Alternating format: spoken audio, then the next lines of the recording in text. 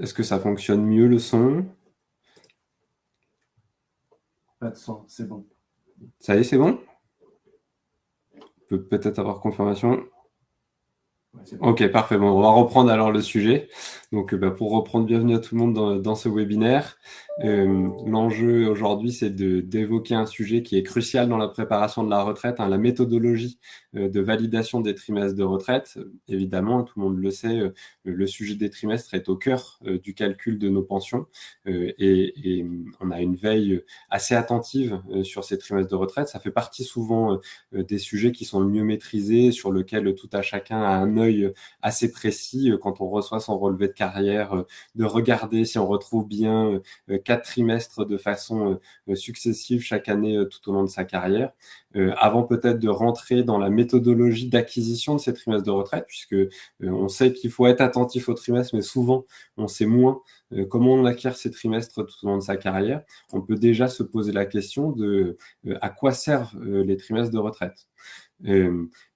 Le point aujourd'hui est le suivant, c'est que dans le calcul de la pension de retraite, que ce soit la retraite de base ou les retraites complémentaires, les trimestres vont avoir un impact. Ils vont avoir un impact à plusieurs endroits. Donc d'abord, on peut reprendre la méthodologie de calcul de la retraite de base. Alors petite précaution, on parle de la retraite de base des régimes alignés, donc des régimes privés, salariés, TNS. On ne parle pas de la retraite de base des régimes privés, profession libérale, et on ne parle pas non plus de la fonction publique où les mécanismes de calcul sont différents, mais malgré tout, les trimestres vont avoir un impact dans le calcul de ces pensions.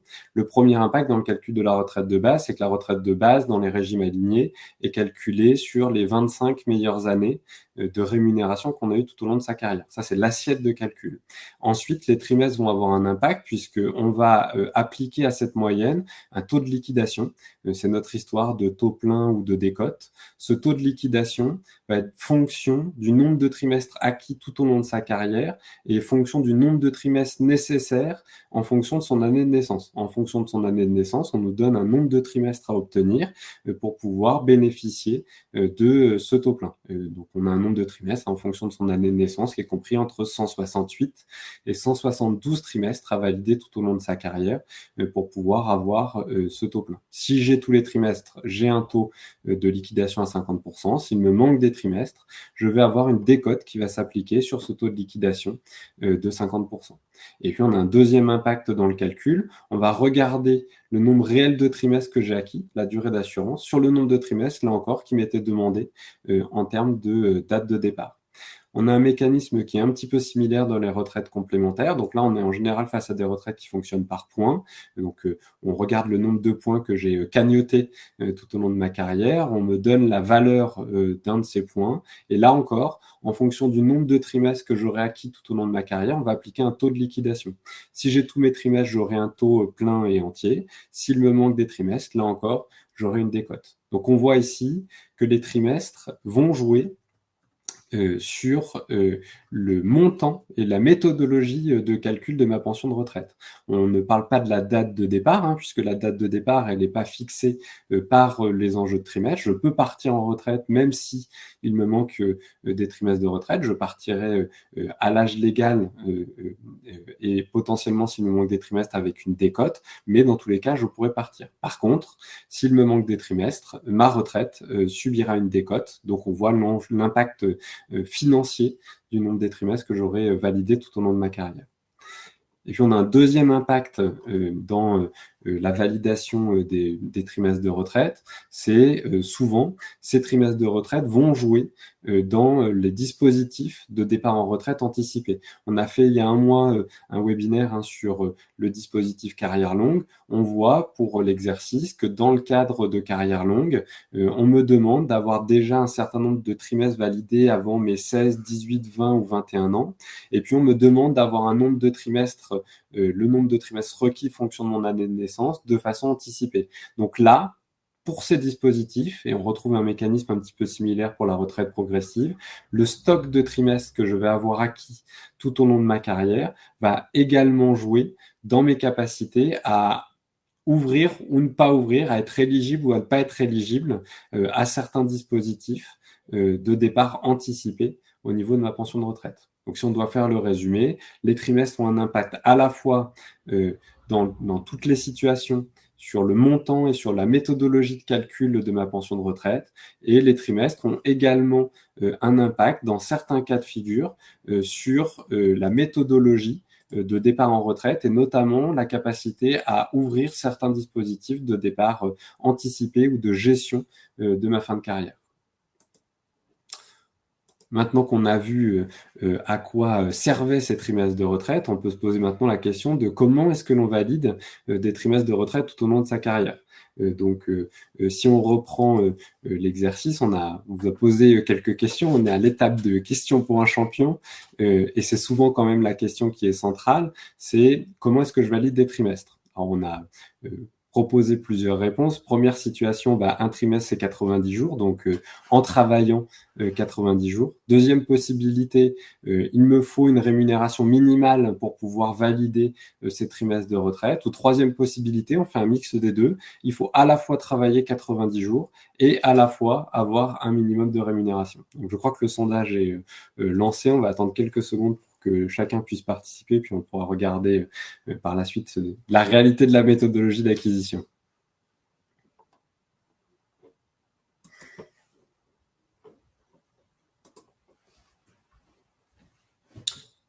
Si on peut clôturer. Hop. Donc, on va rentrer dans les enjeux de réponse et vous allez voir qu'en fonction de sa situation professionnelle, de sa situation de vie privée, la réponse, elle est un petit peu plus complexe que l'ensemble des réponses que l'on vous a proposées. On repart déjà du cadre général. Le cadre général, donc c'est le cadre dans lequel j'ai une activité professionnelle. Donc là encore, on regarde la situation des régimes alignés, ceux dans lesquels la plupart d'entre nous ont cotisé. Et il faut avoir en tête qu'il peut y avoir des spécificités dans un certain nombre de régimes de retraite, notamment dans les régimes publics. Dans la plupart des cas, les trimestres ne s'acquièrent pas par durée de cotisation. Donc, on ne cherche pas à aller chercher 90 jours de cotisation. On vient valider des trimestres de retraite par montant de cotisation. C'est-à-dire qu'il faut avoir une assiette minimum de cotisation pour pouvoir valider ces trimestres de retraite. Cette assiette minimum de cotisation pour un trimestre, c'est 150 SMIC horaires. 150 SMIC horaires, ça représente en 2024 1747 € de rémunération. Donc, il faut avoir une assiette de cotisation pour pouvoir valider un trimestre de retraite qui est à minima de 1747 €. On parle de quelle assiette? Pour les salariés, c'est la rémunération brute. Pour les TNS, c'est leur assiette de cotisation sociale. Donc, soit le résultat, soit la rémunération du gérant dans le cadre, pour faire simple, dans le cadre des professions en TNS. Et puis, dans certains cas, on peut, notamment chez les TNS, ajouter une quote-part des dividendes quand ils dépassent un certain montant. Et donc, si on remet ce calcul sur une année globale, il faut aujourd'hui 6 990 € de rémunération sur l'année pour pouvoir valider ces 4 trimestres de retraite. Tout ça, ça fonctionne tout au long de la carrière professionnelle, mais l'année du départ en retraite est une année spécifique. Donc, il faut faire très attention à cette année de départ en retraite. On va prendre l'exercice. Quelqu'un qui aurait une capacité à partir au 1er juillet en retraite d'une année, mettons 1er juillet 2024, et qui aurait eu du 1er janvier au 1er juillet 2024 15 000 € de rémunération. En théorie, on pourrait se dire, ça y est, j'ai déplacé l'enveloppe annuelle de rémunération, donc en 2024, j'aurais bien 4 trimestres de retraite validés. Pas du tout. L'année du départ en retraite, il y a double condition à respecter. Il faut à la fois respecter l'assiette minimum de cotisation pour valider un trimestre de retraite, donc nos 1747 € de rémunération, et à la fois respecter la règle de durée civile de cotisation. Donc, si je pars au 1er juillet, j'aurai terminé civilement 2 trimestres et donc j'aurai validé uniquement 2 trimestres l'année de mon départ en retraite.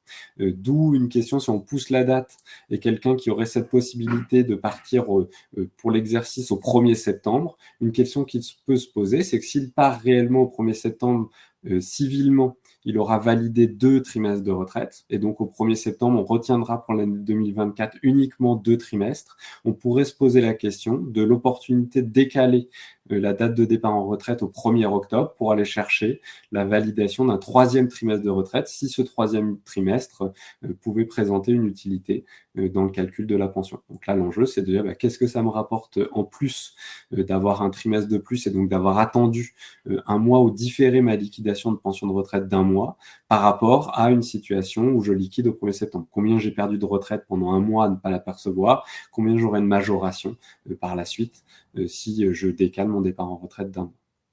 Donc là, on est dans le cadre général, régime privé, régime aligné. Pour faire la synthèse, les trimestres s'acquièrent par montant de cotisation tout au long de la carrière et avec des spécificités. L'année du départ en retraite, où j'ai une double critère à respecter, à la fois l'assiette de cotisation et à la fois la durée de cotisation. Maintenant, dans la carrière, il y a des périodes qui sont autres que des périodes travaillées et notamment, on peut retrouver des périodes de chômage. Dans les périodes de chômage, il faut distinguer, en tout cas d'inactivité. Dans les périodes d'inactivité, il faut distinguer deux choses, chômage indemnisé et chômage non indemnisé. On va partir du chômage indemnisé. La règle est la suivante, le chômage vous permet de valider des trimestres de retraite. Le chômage vous permet de valider un trimestre de retraite tous les 50 jours d'indemnisation, quel que soit le niveau d'indemnisation. Là, on ne regarde plus les assiettes de cotisation, ce sont les jours d'indemnisation qui vous permettent de valider des trimestres de chômage. Je me rappelle pour l'exercice que les indemnisations versées par Pôle emploi, maintenant France Travail, ne rentrent pas par contre dans le calcul des 25 meilleures années et donc dans le calcul de la retraite de base. On aura uniquement les trimestres de retraite qui viendront impacter ce calcul. Et puis, on peut aussi avoir des périodes où on se retrouve en inactivité de façon subie et sur lesquelles on n'est pas indemnisé par Pôle emploi. Il faut avoir en tête que certaines périodes de chômage non indemnisées peuvent ouvrir droit, malgré tout, à validation de trimestre de retraite. C'est notamment le cas, par exemple, de la première période de chômage non indemnisé. On prend souvent l'exemple, vous prenez des étudiants en début de carrière professionnelle, le fait d'aller chercher ces périodes de chômage non indemnisées peut permettre d'aller valider jusqu'à 6 trimestres attribués au titre du calcul de sa retraite de base. Au-delà des périodes de chômage, on peut aussi avoir des interruptions dans sa carrière professionnelle au titre de période de maladie. Donc là, la règle du jeu est un petit peu comme sur la partie Pôle emploi. On a une attribution de trimestre de retraite qui va se faire en fonction du nombre de jours d'indemnisation. Le nombre de jours d'indemnisation ici n'est pas de 50, mais de 60.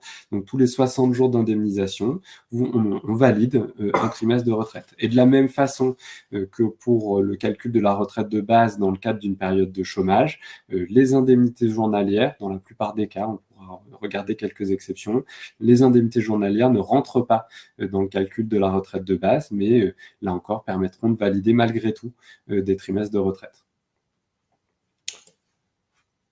Dans les autres situations qui nous permettent de valider des trimestres, on a cette fois la situation familiale. Alors, on peut juste s'arrêter ici. On voit déjà le sujet. Le sujet est intéressant puisque on peut souvent avoir l'impression que les trimestres sont issus de son activité professionnelle. On vient de regarder déjà quelques situations où, au-delà de l'activité professionnelle, on voit que malgré tout, les situations de carrière, et là, on va regarder des situations de vie privée, vont nous permettre de valider des trimestres de retraite. Pourquoi ? Parce que on imagine bien que les enfants, à certains moments, peuvent avoir un impact sur la construction d'une carrière professionnelle et donc on vient compenser en quelque sorte les impacts au titre de la carrière professionnelle. On a relisté donc les droits qui étaient issus de situations familiales. Donc le premier point dans la situation familiale, c'est on va bénéficier de majoration de durée d'assurance, donc de majoration de trimestre de notre stock de trimestres de retraite, si vous préférez, au titre des enfants. En général, ce sont les mamans qui bénéficient de ces trimestres. On vient chercher 4 trimestres de majoration, alors au titre de la naissance des enfants, et 4 trimestres trimestres au titre de l'éducation, donc ce qui nous fait un total de 8 trimestres. Je reprécise encore ici, on est en train de regarder les spécificités dans le régime général assurance-retraite. Les règles du jeu sont différentes dans le régime de la fonction publique. Donc, dans le régime assurance-retraite, pour chaque enfant, on a 8 trimestres de majoration qui viennent s'ajouter. Quelques précisions sur ces trimestres de majoration. Les trimestres ne sont pas attachés à une année. Ils viennent en complément en pied de relevé de carrière. Donc, c'est un stock de trimestres complémentaires qui vient s'attribuer. En théorie, ces trimestres sont attribués à la maman. On a une possibilité de les partager entre le second parent, entre les deux parents, pour pouvoir avoir cette capacité à ventiler les trimestres de retraite. Pourquoi ? Parce que, pour prendre un exemple, on peut très bien avoir le premier parent qui a un stock de trimestres qui est largement suffisant, le deuxième qui a un trou dans la validation de ces trimestres de retraite, et donc il pourrait avoir intérêt à transférer des trimestres de retraite, en tout cas cette capacité de transfert des trimestres de retraite d'un parent à l'autre. Les spécificités sont les suivantes. C'est pour pouvoir gérer ce transfert, évidemment, il faut que les deux parents soient d'accord. Et pour les enfants nés depuis 2010, il faut que la demande de partage soit faite dans les 6 mois qui suivent le 4e anniversaire de l'enfant. Donc là, on est dans une logique où on se dit, a priori, les enfants, je les ai pas à 55 ans quand je commence à m'intéresser à mon sujet retraite. Je les ai quand même plutôt proches de 25, 30, 35 ans. Souvent, à ce moment-là, on se dit, la retraite, c'est loin, j'y suis pas attentif. Et le jour où je vais regarder le sujet, il sera trop tard puisque j'aurai plus cette capacité de partager correctement. Et donc, nous, on voit souvent les situations où madame arrive à la retraite avec un stock de trimestres qui est excédentaire. Monsieur arrive à la retraite et lui manque des trimestres de retraite. Le partage n'a pas été fait et pourtant, ça aurait permis d'aller chercher le taux plein. Et donc, il faut tout ça pour dire quoi ? On voit bien qu'au-delà de la carrière professionnelle, on a des trimestres qui sont issus d'éléments dans notre vie privée et que si on ne prend pas le temps de regarder tout au long de sa carrière comment on construit en fait sa pension de retraite, on peut passer à côté de dispositifs qui nous permettent d'améliorer le calcul de sa pension de retraite. J'ai vu qu'il y a plusieurs questions sur le chat, donc on va essayer de prendre le temps d'y répondre pour faire les questions dans l'ordre. Alors, période non indemnisée, oui, on peut avoir, je reviens en arrière sur le chômage, oui, on peut avoir des périodes non indemnisées, notamment sur des périodes qui suivent immédiatement une période d'indemnisation à Pôle emploi. On a quelques cas spécifiques dans ce cadre. Les trimestres sont globaux, quel que soit le nombre d'enfants. Non, c'est bien 8 trimestres de majoration pour chacun des enfants. Donc, j'ai 2 enfants, 16 trimestres, j'ai 3 enfants, 24 trimestres, et ainsi de suite. Et on peut préciser un petit point sur ce sujet, c'est que très souvent, les trimestres pour enfants, les trimestres de majoration de durée d'assurance n'apparaissent pas sur les relevés de carrière que vous avez entre vos mains, et notamment le relevé qui est fourni par Info Retraite. Tout ça peut induire en erreur puisque des situations que nous on rencontre fréquemment, c'est une femme qui vient nous voir, qui a 62 ans, qui a reçu il y a quelques mois son relevé de carrière, et le relevé de carrière lui dit « Vous avez un stock de 160 trimestres pour 170 nécessaires. Il vous manque donc 10 trimestres pour pouvoir bénéficier d'une retraite à taux plein. » Comme en général, le taux plein est regardé comme le Graal, très souvent dans ces situations, on se retrouve avec madame qui va décaler son départ en retraite parce qu'elle va chercher à viser le taux plein.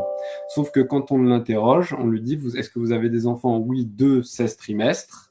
Et donc, quand vous faites les 160 plus les 16 trimestres, la réalité, c'est pas qu'il lui manque des trimestres de retraite, c'est qu'elle a déjà trop de trimestres de retraite. Elle aura en tout cas un stock excédentaire.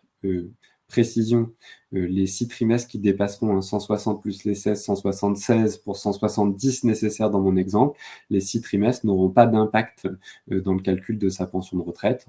Quelques ajustements pour évoquer le sujet.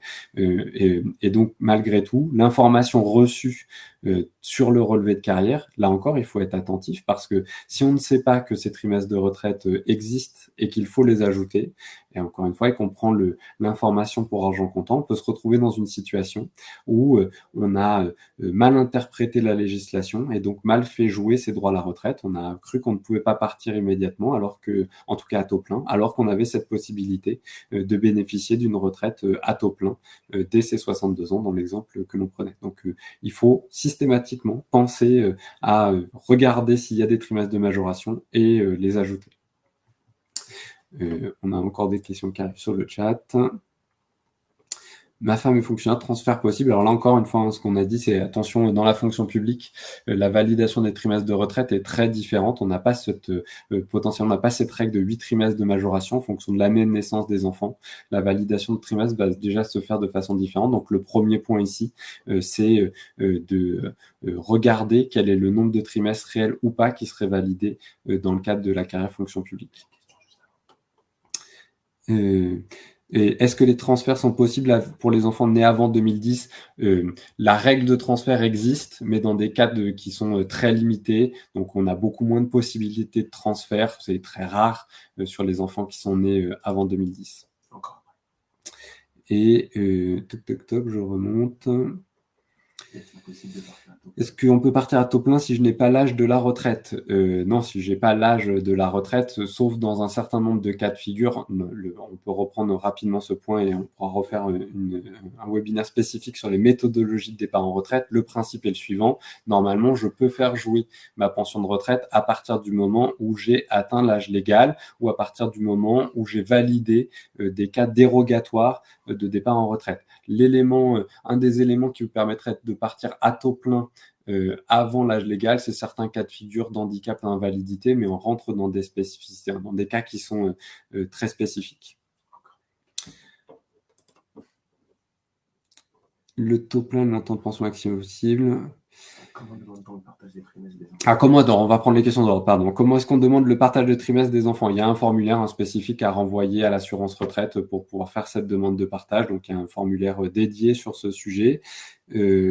Le taux plein et le montant de pension maximum possible, ou sinon on travaille encore plus, une fois le nombre de trimestres nécessaires atteint, on a une pension supérieure. En fait, l'enjeu est le suivant, c'est que quand vous reprenez le calcul de la pension de retraite, chaque période travaillée complémentaire peut continuer à améliorer la pension. Donc c'est pour ça que c'est pas dès que j'ai le taux plein, je pars. Il faut mesurer quel est l'enjeu entre prendre sa retraite maintenant ou poursuivre son activité et continuer à améliorer sa pension de retraite. Pourquoi la pension de retraite va s'améliorer ? D'abord parce que peut-être on continue à améliorer les 25 meilleures années. Ensuite, on continue à acquérir des trimestres. Donc, chaque trimestre complémentaire acquis au-delà de l'âge légal, et là on a double condition, revenu plus durée de cotisation, permet d'aller chercher des trimestres de surcote, donc surcote, amélioration de la pension de retraite, et puis on continue aussi à acquérir des points dans les caisses complémentaires, donc là encore on majore sa pension de retraite. Donc tout l'enjeu, c'est de se dire, est-ce que j'ai intérêt à prendre ma retraite maintenant ou est-ce que j'ai intérêt à différer ma prise de retraite ? La question qui se pose, c'est combien de retraites je perds tous les mois à ne pas toucher ma retraite maintenant, et je pourrais mettre en place un cumul emploi-retraite en parallèle, versus combien j'aurai de retraite en plus à terme, et je dois faire le rapport entre ce que je perds et ce que je gagnerai ultérieurement. Encore une question de Dani Valentine. Encore une question, et puis après on va avancer pour ne pas perdre le support. Est-ce qu'un départ à 67 ans garantit le taux plein dans la fonction publique ? Alors, est-ce qu'un départ à 67 ans garantit le taux plein ? Oui. Et je dirais que dans la fonction publique, sauf erreur, je dirais que oui également. On a cette possibilité d'aller chercher le taux plein. On a plutôt un âge en fonction dans la fonction publique, on a un âge qui vient annuler la décote. On revient sur nos histoires de validation de trimestre de retraite. Un point qui est spécifique, avant 2014, l'accouchement permettait de valider un trimestre de retraite. Depuis 2014, la règle est différente, c'est on vient regarder le nombre d'indemnités journalières que l'on a touchées dans le cadre de son congé maternité, et on peut zoomer sur ce point. La réforme des retraites qui rentre en application le 1er septembre dernier a fait évoluer de façon significative le calcul de la pension de retraite, notamment dans le cadre de ces congés maternité, puisque je vous ai dit tout à l'heure que les indemnités journalières ne comptaient pas pour le calcul des 25 meilleures années. Depuis le 1er septembre, ces indemnités vont compter et vont pouvoir être ajoutées aux revenus touchés sur la même période pour le calcul des 25 meilleures années. Donc, il y a un travail ici à faire pour pouvoir venir faire référencer les indemnités journalières perçues pendant le congé maternité pour pouvoir améliorer le revenu de l'année et potentiellement l'entrée dans le calcul de ces 25 meilleures années. Au même titre que la maternité, on a des droits qui seraient issus de congés d'adoption. On a un trimestre tous les 90 jours d'indemnité journalière dans ce cadre de ce congé d'adoption. Et puis des droits que l'on voit, en tout cas que l'on oublie, sur lesquels on n'est pas attentif quand on lit son relevé de carrière, parce que souvent on ne sait pas que ces droits existent. Ce sont les droits issus de l'allocation vieillesse des parents au foyer. L'allocation vieillesse des parents au foyer, c'est des allocations familiales que l'on a pu toucher au titre de la CAF, fonction de ses ressources personnelles, du nombre, de sa situation familiale, du nombre d'enfants et de l'évolution de son revenu d'activité. En fonction des périodes, en fonction de ce revenu, on a pu les revenus touchés par la CAF permettaient à la fois de venir améliorer ces 25 meilleures années, donc d'avoir un revenu pris en compte au même titre qu'un revenu professionnel, et à la fois permettre de valider des trimestres de retraite. Il faut être très attentif à ce sujet parce que s'il y a eu un trou de communication entre la CAF et l'assurance vieillesse, potentiellement ces droits ne sont pas référencés sur le relevé de carrière. Alors on peut se dire, ok, c'est pas grave, j'ai travaillé le reste de l'année, j'ai déjà 4 trimestres, mais on a vu ici que les droits issus de l'allocation vieillesse des parents au foyer permettaient également de valider des revenus pour le calcul de sa pension de retraite. Donc là encore, il faut être attentif à ce que ces droits soient bien enregistrés quand on peut en bénéficier. Et puis là encore, dans le cadre de la réforme, on a des nouveaux droits, un petit peu équivalents à l'allocation vieillesse des parents au foyer qui ont été instaurés. Ce sont des droits au titre de l'assurance vieillesse des aidants. Donc je me retrouve dans une situation où j'accompagne une personne qui est dans une situation de handicap, que ce soit un enfant ou un adulte. Et donc dans ce cadre, j'ai la possibilité là aussi d'ajouter ces droits pour le calcul de mes 25 meilleures années et pour le calcul de mes trimestres de retraite. Je suis passé tout à l'heure rapidement sur le sujet. De la même façon, j'ai un enfant je participe à l'éducation d'un enfant qui est dans une situation de handicap. J'ai des trimestres de majoration, là aussi, qui vont pouvoir m'être attribués dans cette situation.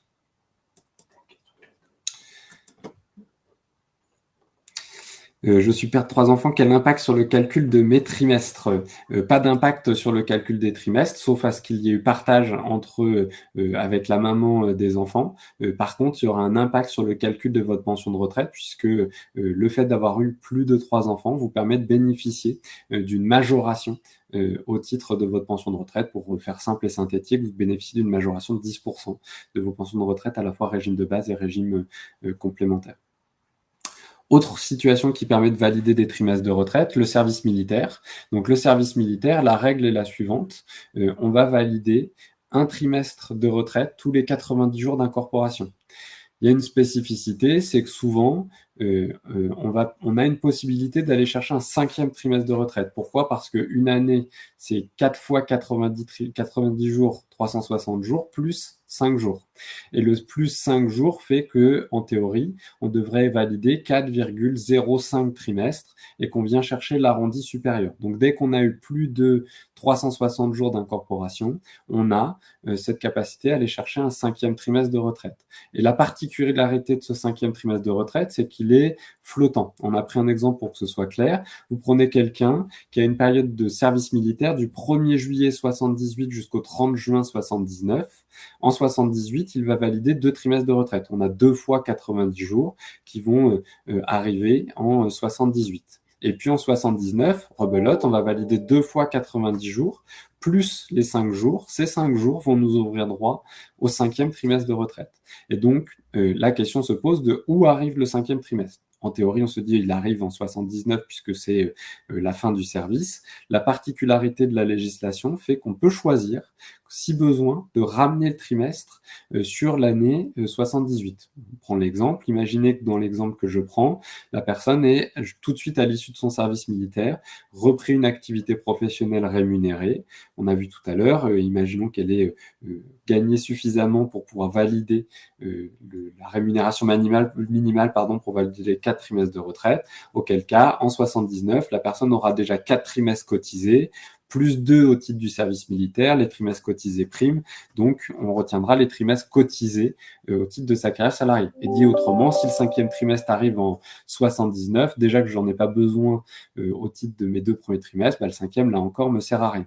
J'ai la possibilité, si ça a une utilité dans ma carrière, de ramener ce 5e trimestre sur l'année 78. Et si en 78, je n'ai que mes 2 trimestres de service militaire, évidemment, je vois que ça me permettra de valider 3 trimestres contre 2 sur 78, et donc d'aller chercher un trimestre complémentaire dans le calcul de ma pension de retraite. 2 questions sur ce sujet. Ah, c'est pas sur ce sujet, pardon. Quel justificatif pour l'AVA, c'est donc il y a une déclaration à faire au niveau de la CAF pour pouvoir être référencé comme aidant. Les IJ maternité 92 sont-elles prises en compte aujourd'hui dans le calcul des 25 meilleures années? Oui. Alors attention sur ce sujet, la question qui se pose ici, c'est est-ce que l'assurance retraite a l'information du montant d'indemnité journalière qui a été touché? Et donc, le cas échéant, il faudrait pouvoir justifier des indemnités journalières réellement perçues pour pouvoir aller chercher l'amélioration de sa pension de retraite. Encore une question dans le chat. Voilà. Et pour les objecteurs de conscience, normalement, la règle est de 4 trimestres validés au même titre que le service militaire traditionnel. On peut avoir, dans certains cas de figure, des discussions pour aller chercher un peu plus de trimestres de retraite. Les trimestres, on a vu la façon dont on pouvait acquérir des trimestres tout au long de sa carrière. On a également la possibilité de venir racheter des trimestres de retraite. On ne va pas zoomer sur les spécificités du rachat de trimestres, sinon on prendrait tout le webinaire sur ce sujet. Ce qu'il faut avoir en tête, c'est qu'il y a plein de dispositifs de rachat de trimestres qui existent. L'apprentissage, des périodes de stage, des périodes d'études supérieures, des années incomplètes, des rachats spécifiques pour les indépendants, les assistantes maternelles, et ainsi de suite, et ainsi de suite. Donc, l'enjeu, c'est s'il me manque des trimestres au moment où j'arrive en retraite, j'ai cette possibilité de racheter des trimestres. Mais je dois également être attentif tout au long de ma carrière aux dispositifs de rachat qui existent, puisque vous avez des dispositifs de rachat qui permettent de racheter des trimestres dans des conditions plus favorables parce que je m'y prends tôt, notamment études supérieures, stages, où je peux avoir des dispositifs de rachat spécifiques qui me permettent de racheter dans des conditions plus favorables mes trimestres, ou parce que je peux avoir des dispositifs de rachat qui sont datés. Prenez le rachat Madelin chez les indépendants, c'est un dispositif de rachat qui permet de racheter les 6 dernières années incomplètes. Donc, je ne peux racheter que mes 6 dernières années passées, et donc si je regarde ce dispositif le jour où j'arrive en retraite, évidemment, j'ai tout un tas de dispositifs que j'ai pu, en tout cas de trimestres, que j'ai pu oublier. Et pourtant, c'est un dispositif de rachat qui se fait dans des conditions financières beaucoup plus avantageuses. Donc là aussi, dans la façon de valider des trimestres de retraite, j'ai cette possibilité, si je n'ai pas pu faire le plein naturellement tout au long de ma carrière, de venir en racheter pour compléter le stock que j'aurai le jour où je prendrai ma pension de retraite. Et puis, vous avez d'autres exceptions qui permettent de valider des trimestres. Alors là encore, on ne va pas rentrer dans le détail de toutes ces exceptions, mais certains stages professionnels, si je suis sportif de haut niveau, là aussi, j'ai des droits à aller chercher. J'ai le compte professionnel de prévention, c'est les enjeux de pénibilité qui peuvent me permettre de valider des droits, des congés de reclassement en cas de plan social dans l'entreprise, les sapeurs-pompiers volontaires avec des enjeux qui ont évolué là dans la réforme qui rentre en application le 1er septembre, des sujets moins drôles, détention provisoire, et puis 2 points importants, j'ai pour les indépendants une cotisation de sécurité, donc qui me permet de valider un volume minimum de trimestres de retraite chaque année, ce volume minimum est 3 trimestres chaque année, et puis j'ai aussi un dispositif qui existe d'assurance volontaire. Je ne suis plus en activité professionnelle, je peux choisir volontairement d'aller m'affilier à l'assurance retraite et de volontairement cotiser pour acheter au fil de l'eau des trimestres de retraite et continuer à alimenter mon compteur. un point qui est important, maintenant qu'on a vu tout un tas de dispositifs qui nous permettaient d'acquérir des trimestres de retraite, c'est de bien avoir en tête que tous les trimestres de retraite n'ont pas forcément la même valeur. En fait, il faut regarder dans quel cadre on part en retraite. Si vous partez à l'âge légal ou après, tous les trimestres de retraite, on ne fait pas de distinguo dans les trimestres de retraite. On ne trie pas les trimestres de majoration de durée d'assurance, donc on a vu les enfants, versus les trimestres cotisés que j'aurais achetés au titre de mes cotisations professionnelles toute ma carrière, versus les trimestres assimilés, donc trimestre de chômage, trimestre de service militaire, trimestre de maladie, ou des trimestres équivalents, période à l'étranger, aide familiaux, ainsi de suite. Je ne fais pas de distinguo. Au-delà de l'âge légal, je retiens l'ensemble des trimestres et ça me donne le stock que j'aurais acquis tout au long de ma carrière. Par contre, si je me situe dans un dispositif de départ carrière longue, et c'est ce que l'on avait évoqué dans notre dernier webinaire, j'ai un distinguo à faire dans mes trimestres de retraite. Là, tous les trimestres ne vont pas compter. On reprend la spécificité de carrière longue. L'enjeu de carrière longue, c'est de dire j'ai commencé à travailler tôt et pour résumer mes 60 ans, en tout cas à l'âge où je peux partir avant l'âge légal, on va me demander d'avoir le nombre de trimestres nécessaires pour pouvoir, en théorie, bénéficier du taux plein compte tenu de mon année de naissance. Et ce nombre de trimestres, on va retenir que certains trimestres de retraite. On retient tous mes trimestres cotisés, on retient certains trimestres assimilés. Pour l'exercice, par exemple, vous prenez le service militaire, c'est 4 trimestres maximum. Vous prenez le chômage, c'est 4 trimestres maximum sur l'ensemble de la carrière. La maladie, 2 trimestres, et ainsi de suite, et ainsi de suite. Donc, je vois que je ne peux pas prendre tout le stock. Si j'ai 12 trimestres de chômage sur l'ensemble de ma carrière, pour carrière longue, je ne pourrais retenir que 4 trimestres. Et on ne retient jamais les trimestres de majoration de durée d'assurance. Ça, c'est un point qu'il faut bien avoir en tête. Les trimestres de bonification issus des enfants ne seront jamais retenus dans le cadre du calcul de carrière longue. Donc, on voit que ici, là encore, il peut y avoir un décompte particulier à faire des trimestres de retraite en fonction du dispositif de gestion de fin de carrière que je vais souhaiter utiliser pour pouvoir liquider ma pension de retraite.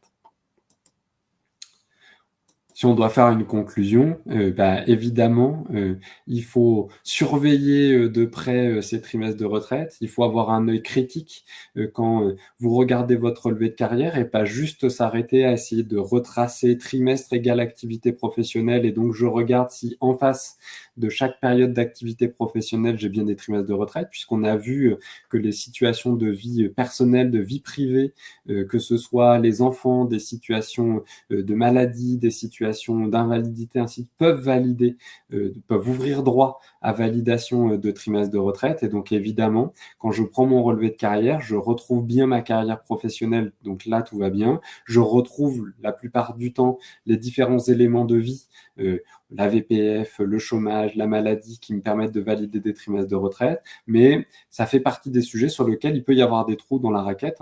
Je vous rappelle que régulièrement, on a des rapports de la Cour des comptes qui font état d'erreurs dans le calcul des pensions. Les statistiques chez nous, c'est à peu près 8 dossiers sur 10 sur lesquels on demande des correctifs aux caisses de retraite. Souvent, ces erreurs, elles viennent aussi parce qu'on n'a pas toujours été vigilant dans la source de ces droits, dans ce qui nous permet d'acquérir des droits, que ce soit des trimestres, des revenus ou des points. Et donc là encore, évidemment, il faut regarder de près le sujet et pas le regarder uniquement le jour où on arrive en retraite, puisque on a vu, il y a tout un tas de dispositifs sur lesquels on a des dispositifs qui se referment, que ce soit, on a évoqué le sujet des enfants, on a évoqué le sujet de rachat de trimestres spécifiques. Et donc évidemment, si je m'intéresse à ma retraite à quelques mois du départ, ces dispositifs seront refermés et donc je n'aurai plus la capacité à revenir en arrière sur un certain nombre de dispositifs. Donc ça demande à avoir une attention tout au long de sa carrière. Il ne faut pas imaginer que la retraite est un enjeu que l'on gère en fin de carrière professionnelle. C'est un droit, il faut s'en rappeler, que l'on construit tout au long de sa carrière. On a des choix chaque jour à faire devant nous dans les dispositifs de cotisation, de validation de droits que l'on peut utiliser.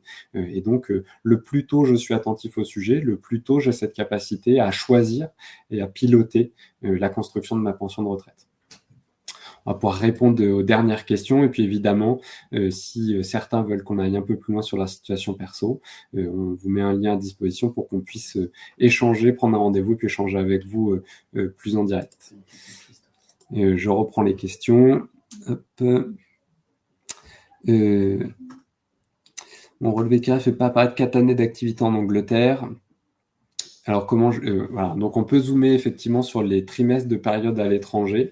La règle, normalement, dans les trimestres de retraite, on a vu, c'est on a soit un droit par cotisation, soit un droit issu de période de vie dans la sécurité sociale française qui nous permettent de valider des trimestres de retraite. Et donc, évidemment, quand j'ai travaillé à l'étranger, je n'ai pas cotisé en France, donc j'ai pas de droit issu de ces périodes.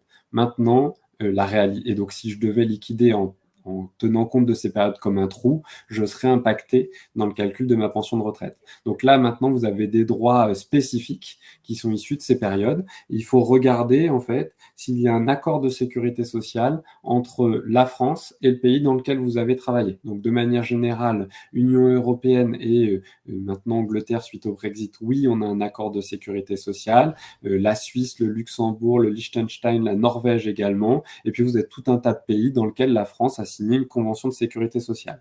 Dès que vous avez un accord de sécurité sociale qui est signé, dans la plupart des temps, vous avez la possibilité de tenir compte, pour faire simple, de tenir compte de votre période à l'étranger pour le calcul du taux de liquidation de votre pension de retraite.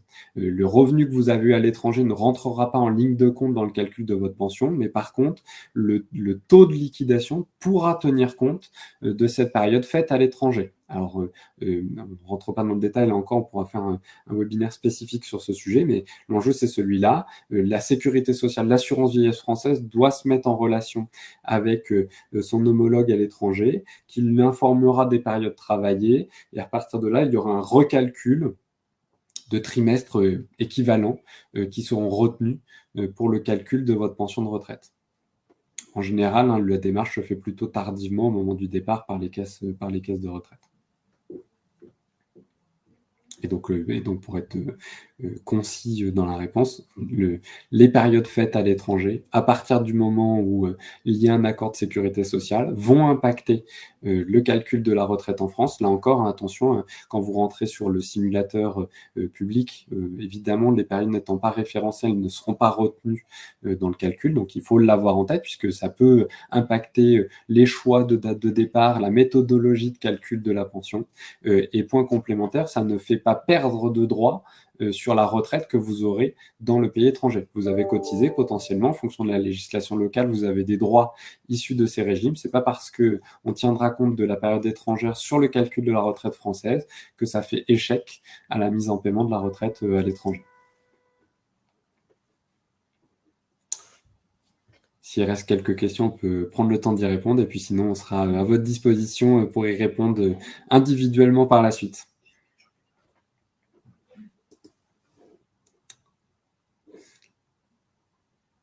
Voilà, je pense qu'on a dû faire le tour, ou si peut-être encore quelques questions s'y arrivent. Non, c'est bon. On a dû faire le tour des dernières questions. Écoutez, on est à votre disposition et puis c'était un grand plaisir de faire ce webinaire avec vous. Très bonne journée, à bientôt.